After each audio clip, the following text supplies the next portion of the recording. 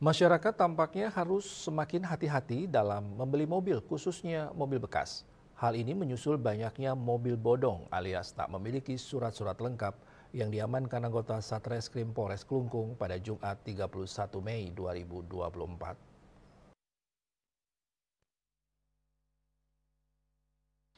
Dari 28 mobil dan 2 sepeda motor yang diamankan, 24 mobil ditemukan di wilayah Nusa Penida.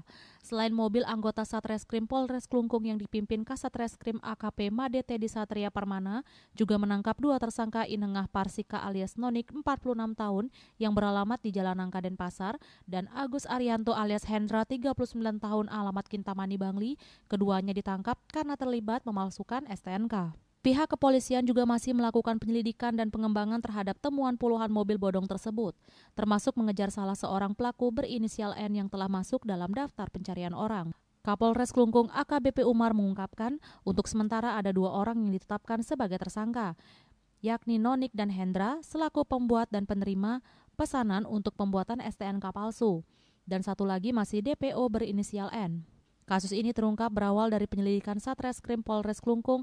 Anggota Satreskrim mendapat informasi dari masyarakat terkait banyaknya kendaraan roda 4 masuk ke wilayah Nusa Penida yang diduga tidak dilengkapi dengan surat atau dokumen kendaraan yang sah atau identitas tidak resmi.